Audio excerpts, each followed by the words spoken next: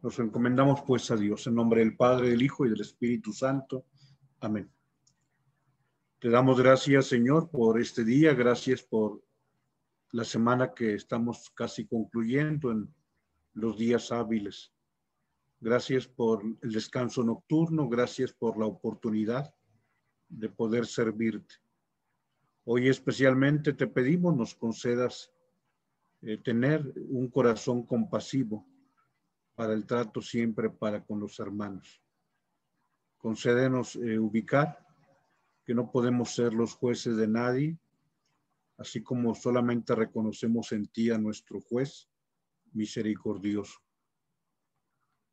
Bien, la expresión del profeta Oseas que toma el Evangelio de San Mateo es la que hoy refiero aquí en esa primera diapositiva.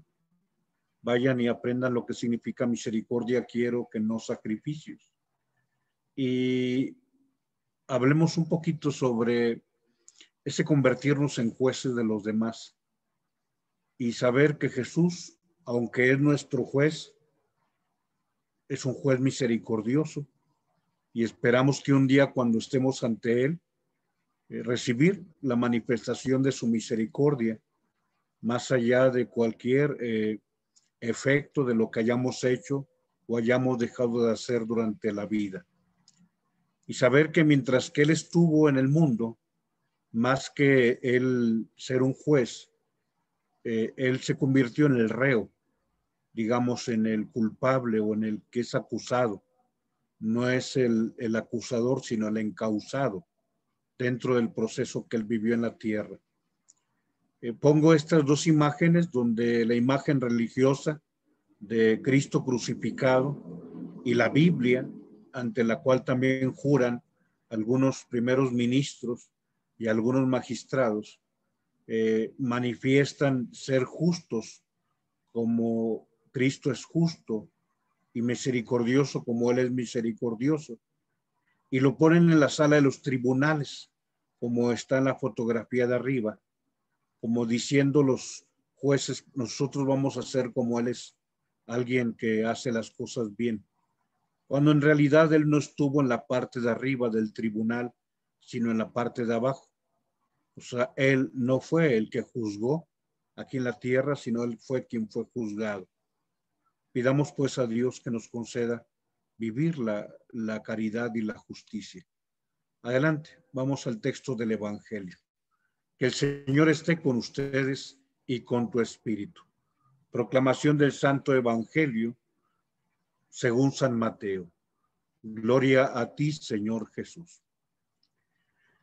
En aquel tiempo vio Jesús al pasar a un hombre llamado Mateo, sentado al mostrador de los impuestos, y le dijo, sígueme. Él se levantó y lo siguió. Y estando en la mesa en casa de Mateo, muchos publicanos y pecadores que habían acudido se sentaron con Jesús y sus discípulos. Los fariseos al verlo preguntaron a los discípulos, ¿cómo es que vuestro maestro come con publicanos y pecadores? Jesús lo oyó y dijo, no tiene necesidad de médico los sanos, sino los enfermos. Andad y aprended lo que significa misericordia y no sacrificios, que no he venido a llamar a los justos, sino a los pecadores.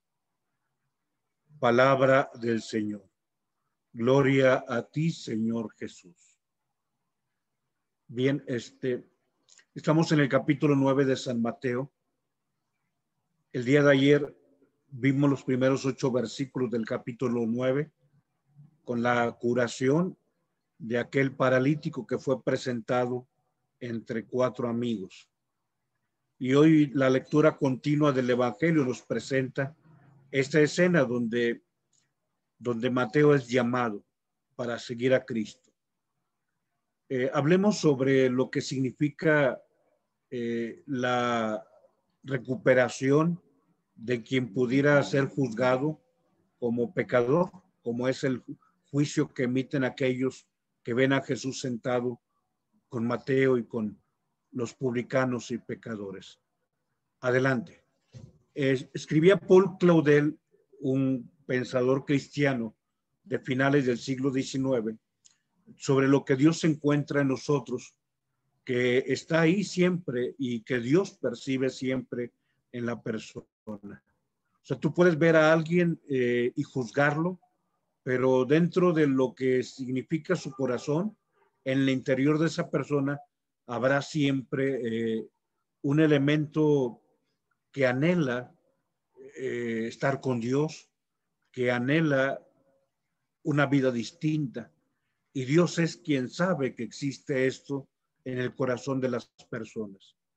Tú puedes ver, y te lo digo, como a mí me ha tocado ir a los reclusorios y ver personas que pues uno considera son delincuentes, son personas quizá lo menos decoroso de la sociedad, y de pronto cuando uno se sienta, por ejemplo, a la confesión con ellos, uno escucha una persona que llora porque su vida no fue lo que pudo haber sido, y que a veces por diferentes circunstancias va teniendo tropiezos, una caída sobre otra, a veces por ingenuidad, o sea, admiten haber cometido errores porque fueron seducidos, o sea, llámese el dinero fácil principalmente hoy en día, personas que estaban hasta el cuello de deudas y alguien viene y le hace que brillen los ojos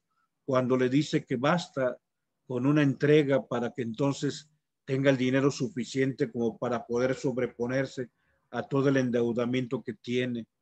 Y a veces la persona, pensando en sus hijos, pensando en la escuela de los hijos, pensando en el medicamento que necesita para la familia, o sea, la persona de pronto es seducida.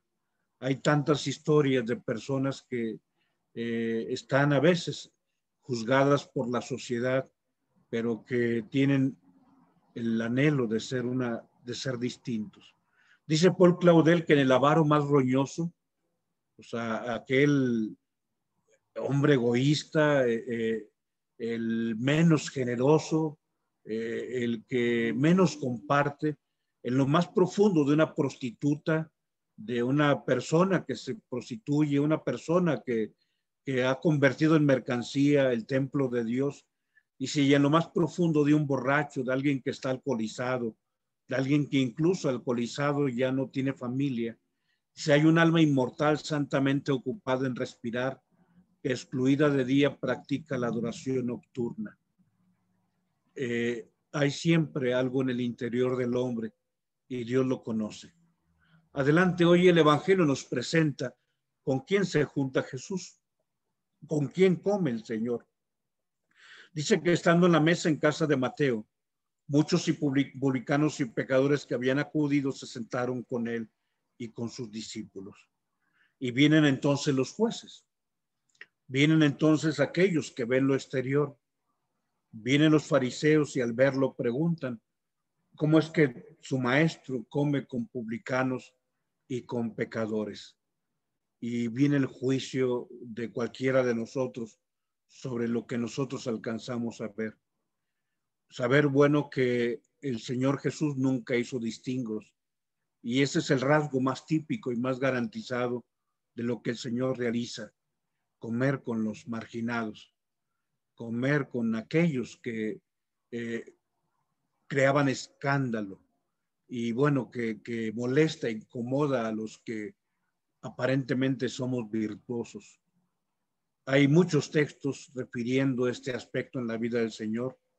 Bastaría que pudiéramos leer el capítulo 15 de San Lucas, donde los primeros 3 versículos, criticando los fariseos que el Señor comiera con pecadores y publicanos, el Señor nos regaló hermosamente las parábolas de la misericordia. Y así del versículo 3 del versículo 4 al 7, la parábola de la oveja perdida. Del 8 al 10, la parábola de la mujer que perdió una moneda. Y del 11 al 32, en el capítulo 15, la parábola del hijo pródigo. Adelante, hoy el Evangelio nos muestra la conversión de San Mateo. Nos muestra aquel que se ha levantado en la mesa de los impuestos para seguir al maestro. Y es hermoso sobre todo que el Evangelio nos muestra a alguien que ahora se sienta a la mesa de la comunidad, donde empieza a haber un espacio para todos los que ven que Jesús está con Mateo, y habla de muchos que se sentaron con él, lo cual incomoda a los fariseos. Pero nuevamente la invitación es a entender que no son los sanos, sino los enfermos, los que necesitan al médico, que no son los justos por quienes vino Cristo, sino por los que nos reconozcamos como pecadores, y que entendamos la lección más importante del Antiguo Testamento. Vayan y entiendan lo que significa misericordia quiero, que no sacrificios. Hace falta que no nos convirtamos en jueces, que no emitamos juicios. Hoy te decía, es bueno ubicar que dentro de algunos de los países, sobre todo latinoamericanos, obviamente los países de cultura hispana, incluyendo la misma España, y aunque Portugal tiene otro tipo de lengua, pero son culturas que, digamos, son peninsulares en el caso de Europa, tienen estos rasgos, pero también lo tuvieron un día en las cortes de Francia y algunas de Alemania, de Inglaterra, o sea, salas donde se administra la justicia con un crucifijo, y donde los testigos inclusive, antes de emitir o de declarar, juran poniendo su mano sobre la Biblia. Incluso en Rusia, bastaría que leyeras la novela de Fyodor Mikhailovich Dostoyevsky, Los hermanos Karamazov, donde presenta muchas escenas de esta sala de juicio, en donde los jueces piden que los encausados pongan la mano en la escritura. Obviamente es también la Rusia de la Iglesia Ortodoxa, pero en todos los lados. Adelante. Hoy persiste, digámoslo, en el aire una vaga religiosidad. A lo mejor hoy los crucifijos están de adorno, vamos a decirlo así, pero muchas de las salas continúan teniendo esas imágenes sagradas, y sobre todo la palabra de Dios, donde en teoría debería haber sobre todo veracidad, no tan solo en quien tiene que declarar si cometió un delito o no cometió un delito, sino en quienes acusan a quien dicen que cometió un delito. Digamos, este acto de juicio y el fallo final, en cierta manera se ha encomendado a Dios, y pues la verdad es que queda mucho de desear lo que acontece en ese lugar. En realidad, si pensáramos, te decía, en ese lugar donde hay un juez y hay una persona que está siendo juzgada, ¿dónde se encuentra realmente Cristo en ese espacio? O sea, ¿dónde estaría nuestro Señor pensando en lo que Él vivió? ¿Estaría del lado del juez? Digamos, ¿estaría del lado de esa actitud solemne de alguien que tiene el mazo en la mano como para poder determinar, para poder dar la última palabra, para poder pronunciar el veredicto? O digamos, más bien el Señor se encontraría en la parte de abajo, donde se encuentra alguien que está siendo juzgado. Digamos, bastaría que recuperáramos lo que el Evangelio nos presenta y lo que Cristo ha vivido. El Cristo que está en la cruz debiera recordar el juicio más injusto que ha acontecido en la tierra, donde Cristo no fue juez, sino Cristo fue el hombre condenado a una pena capital. ¿Para qué se ponen las imágenes religiosas en los lugares donde se ejerce la justicia? ¿Para validar el juicio humano que comete errores? Cuando, digamos, nos convertimos en los jueces de los demás. Adelante. En la tierra, ¿Cristo es juez o es reo? Decir que ponen a Cristo o que conservan una imagen de Cristo como si fuera algo o una expresión de cinismo, pues yo no puedo juzgarlo, pero sí saber que Cristo nunca fue juez aquí en la tierra, sino alguien acusado, un reo. Esa expresión de Mateo 26:66, donde le preguntan si tú eres el Mesías, dínoslo.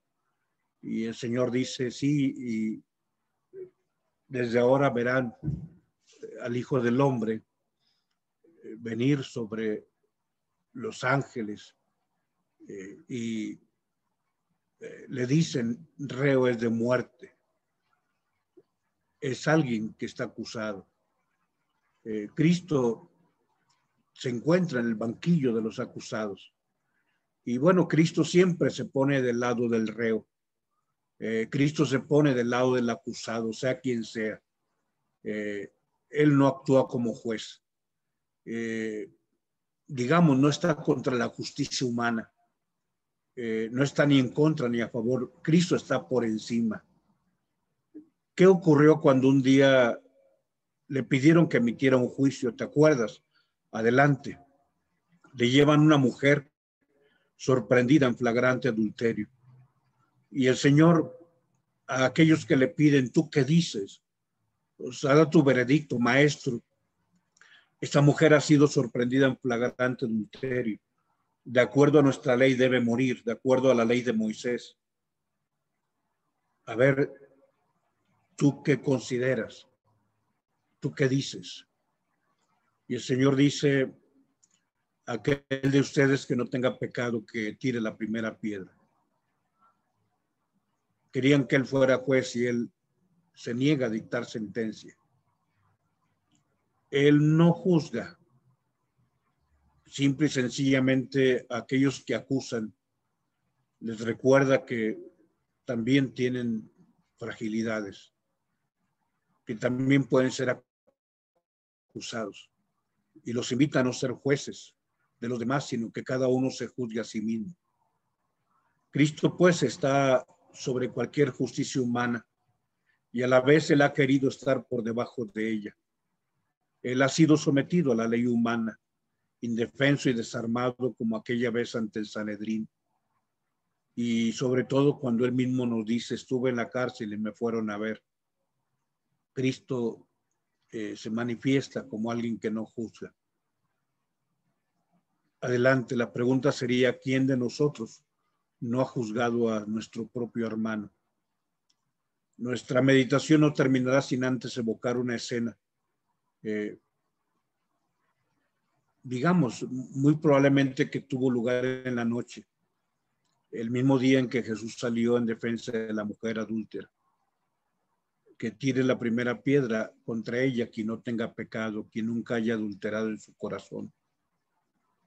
Y un día después de esa escena, los apóstoles conversan sobre cómo se fueron avergonzados aquellos que querían que fuera lapidada la mujer.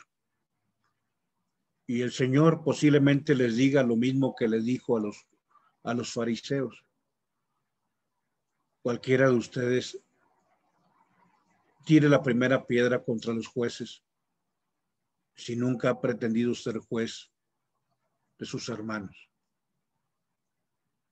O sea, no tan solo es el fariseo era juez, sino nosotros a veces también nos convertimos en jueces. La lección del Evangelio termina con este texto de Oseas. Adelante. El Señor nos recuerda que Él quiere misericordia. El texto es de Oseas capítulo 6, versículo 6. Lo comparte Mateo 9:13. Yo quiero misericordia y no sacrificios. Yo quiero que tú me ofrezcas misericordia hacia el hermano, más allá de cualquier acto de culto. Esta conclusión también la tiene aquel escriba, aquel doctor de la ley. Muy bien, maestro, tienes razón al decir que hay un solo Dios y no hay otro más que Él, y que amarlo con todo el corazón, con toda la inteligencia, con todas las fuerzas, y amar al prójimo como a sí mismo, vale más que todos los holocaustos y todos los sacrificios. O sea, cualquier cosa que se haga en el altar de Dios, y vamos a decirlo, vamos a traducirlo aunque nos incomode. más valioso que la Eucaristía es la misericordia que tengamos con el hermano. ¿De qué sirve estar sentados en la mesa de la Eucaristía? Esto es lo que dice aquí. Vayan y aprendan lo que significa yo quiero misericordia y no culto en el altar, no sacrificios. Y lo reitera aquel maestro de la ley. Tienes razón, amar a Dios y amar al prójimo vale más que el holocausto, que era el sacrificio más perfecto, y que todos los sacrificios que se ofrezcan en tu altar. Ojalá que nosotros que amamos lo que se celebra en el altar de nuestra iglesia, no olvidemos que afuera en el trato con el hermano, en la misericordia con el hermano, se encuentra también el culto verdadero. En nombre del Padre, el Hijo y del Espíritu Santo. Amén.